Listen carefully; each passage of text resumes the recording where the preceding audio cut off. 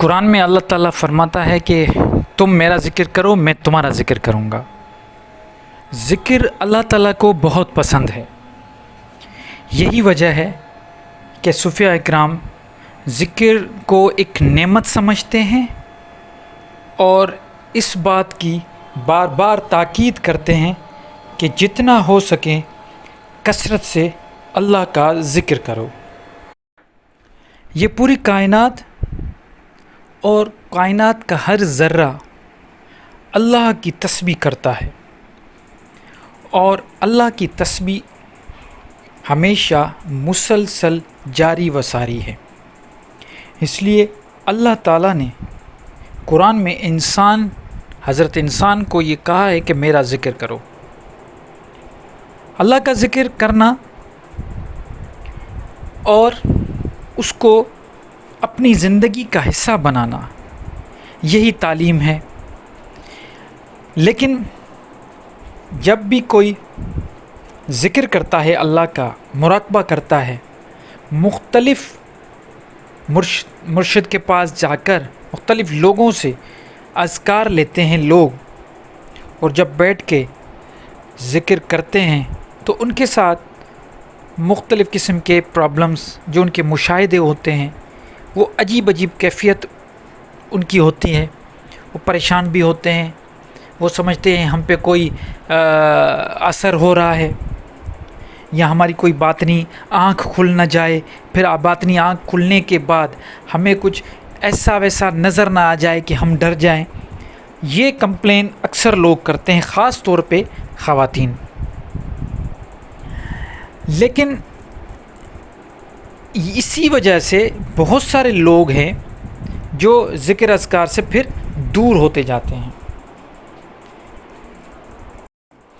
اس میں مجھے ذاتی طور پہ پتہ ہے، بہت سارے لوگ سوال بھی کرتے ہیں کہ ہم درود شریف بھی پڑھتے ہیں، اس کے بعد کلمہ طیبہ کا بھی ذکر کرتے ہیں، اس کے علاوہ دعائے قنوت بھی پڑھ رہے ہیں، اور اللہ کا بھی ذکر ہو رہا ہے، تہجد میں ہم فلاں ذکر کرتے ہیں، پھر ظہر کی نماز میں ہم یہ ذکر کرتے ہیں، الحمدللہ رب العالمین کا ذکر کرتے ہیں، تیسرا کلمہ، چوتھا کلمہ، بہت سارے چیزیں بتاتے ہیں، اور پھر کہتے ہیں کہ ہمیں اس سے گھبراہٹ سی محسوس ہوتی ہے۔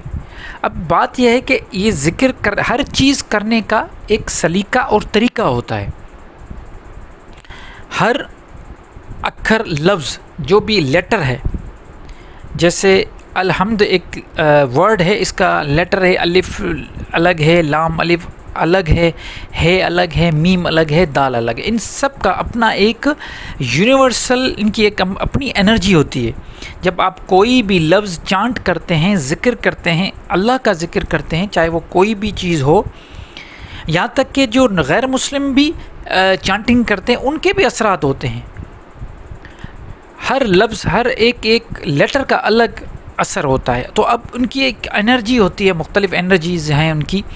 اب جب آپ مختلف ایک ہی دن میں جب یہ سارے چیزیں اکٹھی کر کے اور ایک پڑھنا شروع کریں گے، تو وہ آپ کو پرابلم ہونا شروع ہو جائیں گی۔ آپ سمجھ رہے ہیں کہ ہم ایک ہی دن میں بڑی ذکر کے بڑے فائدے اٹھا رہے ہیں اور ہم یہ مختلف چیزیں کر رہے ہیں۔ نہیں، ایسا نہیں ہوتا۔ آپ کو درود شریف پڑھیں، آپ کثرت سے پڑھیں، اس چیز سے کوئی آپ کو نہ منع کر رہا ہے۔ اگر کوئی منع کر رہا ہے تو وہ غلط ہے، بالکل درود شریف پڑھیں، لیکن جو ذکر ہے اللہ کا، اس کو بالکل پیار سے اور سلیقے سے کریں۔ فار ایگزامپل، اگر آپ صرف اللہ کا ذکر کرتے ہیں تو اس میں ڈوب جائیں۔ وہ ایسا نہیں ہے کہ آپ کو بس یہ آپ کو کرنا ہے کہ اللہ بھی کرنا ہے، الحمد بھی کرنا ہے، یا حیو قیوم بھی کرنا ہے، تیسرا کلمہ بھی پڑھنا ہے۔ اب آپ کو جلدی جلدی سارے آپ یہ سوچ رہے ہیں کہ مجھے سارے دنیا کے فائدے مجھے مل جائیں، پھر اس میں گڑبڑ پیدا ہونے شروع ہو جاتی ہے۔ پھر مختلف، کیونکہ انرجیز ڈسٹرب ہو جاتی ہیں، پھر انسان کی طبیعت بھی عجیب ہو جاتی ہے، پھر شیطان کا حملہ بھی ہوتا ہے۔ لیکن اگر آپ کوئی ایک وظیفہ، کوئی ایک ذکر اٹھائیں، جیسے اللہ کا ذکر ہے، یا الحمدللہ رب العالمین کا ذکر ہے، یا حی القیوم کا ذکر ہے، صرف اللہ کا ذکر ہے، یا حافظ کا ذکر ہے یا غفار کا ذکر ہے یا کوئی بھی صورت آپ اٹھا لیں قرآن شریف کی، اس کی آپ ذکر کر رہے ہیں، کوئی دعا کر رہے ہیں ربی اشرح لی صدری، یہ ذکر ہے، کوئی بھی ایک چیز اٹھائیں اس کو آپ پکا کریں، پہلے اس کو اس طریقے سے ذکر کریں اور اس شدت اور اس میں گم ہو کے آپ جب یہ بیٹھ کے اور اپنی کمر سیدھی کر کے اور یہ مراقبہ کسی ایک چیز کا دھیان کریں گے تو وہ چیز آپ میں ضم ہو جائے گی. جب وہ ضم ہو جائے اس کے بعد پھر دوسرا ذکر کریں، لیکن ایک ذکر کو پورا تو ہونے دیں. ہمارے یہاں کوئی اس کی تمیز نہیں بتائی جاتی. دوسری میں آپ کو بات بتاؤں، یہ جو ذکر کرتے ہیں اس میں کچھ چیزیں ہوتی ہیں، جیسے پیٹ خانی ہونا چاہیے. ایسا نہیں پیٹ بھرا ہوا ہے، ڈکاریں آ رہی ہیں اور آپ ذکر کر رہے ہیں، نہیں، پیٹ خالی ہونا چاہیے. کپڑے ہمیشہ میں کہتا ہوں لوز پہنیں. آس پاس کا ماحول بالکل کام ہونا چاہیے. آکسیجن لیول اچھی ہونی چاہیے، اتنی آکسیجن لیول کم سے کم ہو کہ آپ کے سانس، جب آپ سانس لے رہے ہو چھوڑ رہے ہو تو آپ کو فریشنس فیل ہو.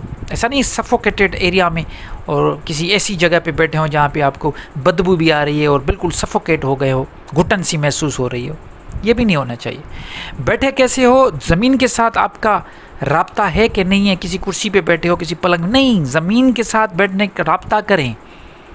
ارتھ کنیکشن ہونا چاہیے ارتھ کے ساتھ، اور کمر بالکل سیدھی ہونی چاہیے. ایسا نہیں ہے کہ آپ کی ریڑھ کی ہڈی ٹیڑھی لگی پڑی ہے، بالکل سیدھی ہونی چاہیے.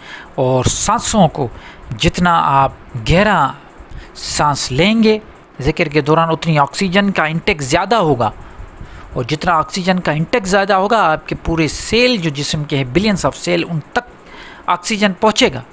اور جب یہ ان تک آکسیجن پہنچے گا تو کیا ہوگا، وہ زندہ ہوں گے. ان میں یہ ذکر بیٹھے گا، آپ کے انگ انگ میں جب ذکر بیٹھے گا پھر آپ کو وہ انرجی، وہ لائٹس، وہ انلائنمنٹ، وہ اللہ کی طرف سے جو کرم ہے، رحم ہے، وہ تب ملے گا. ایسا نہیں ہوتا کہ آپ بیٹھے ہیں اور 10,000 قسم کے نئے نئے ذکر کر رہے ہیں ایک ہی دن میں. اس کا کوئی فائدہ نہیں. اگر فائدہ اٹھانا ہے تو ایک ایک کر کے، اور ذکر کو اسٹارٹ کرنے سے پہلے بھی اللہ کے محبوب پر درود پڑھے، اور ذکر ختم ہونے کے بعد بھی اللہ کے محبوب پر درود پڑھے، درود و سلام ضرور پڑھیں. اس سے آپ کو کوئی نہیں روکتا، لیکن ایک طریقہ ہونا چاہیے. میں یہ اس لیے یہ باتیں کر رہا ہوں کیونکہ مجھے میسیج آ رہے ہیں پرائیویٹ کہ ہم ذکر کرتے ہیں، ہماری طبیعت خراب ہوتی ہے، ہمارا سر بھاری ہوتا ہے، ہمیں کچھ اچھا نہیں لگتا، ہمارے کام بگڑتے ہیں. یہ ساری چیزیں اسی وجہ سے ہوتی ہے کہ آپ اس میں آپ کی تمیز ہی نہیں ہے.